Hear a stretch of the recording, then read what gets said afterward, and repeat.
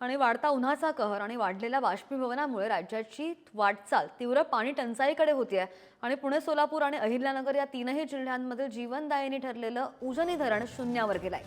डिसेंबरमध्ये 100% भरलेलं उजनी धरण एप्रिल महिन्यामध्ये शून्यावर गेल्यामुळे पाणी टंचाईची दाहकता आणखी वाढलेली आहे। सध्या उजनी धरणामध्ये एकूण पाणी साठवून क्षमतेच्या उणे 63 टीएमसी इतकाच पाणीसाठा आहे आणि त्यामुळे पुढील 2-2.5 महिन्यांच्या कालावधीमध्ये या उपलब्ध पाण्याचा काटकसरीने वापर करावा लागणार आहे आणि याचा आढावा घेतला आमचे प्रतिनिधी विशाल यांनी। पाहूया। मागील काही दिवसापासून उजनी धरण हे मायनसमध्ये चाललेलं आहे।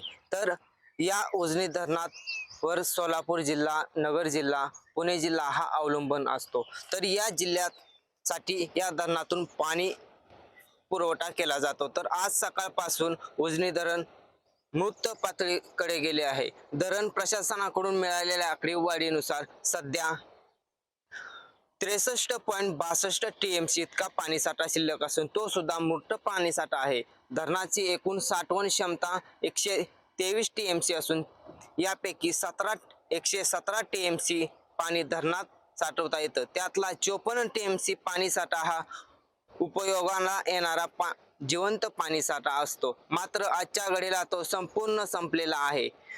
पुणे, सोलापूर आणि अहमदनगर जिल्ह्याला पिण्याच्या पाण्याचा मुख्य स्रोत असलेले हे उजनी धरण रिकामं झाल्याने स्थानिक प्रशासनाची चिंता वाढली आहे।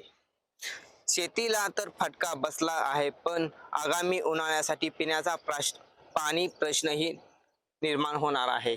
तर या उजनी धरणावरून पाणी पातळी वारंवार घटत असल्यामुळे येणारा काळ हा शेतकऱ्यांचा चिंतेचा ठरणार आहे। इंदापूरहून विशाल भोंग, पुढारी न्यूज।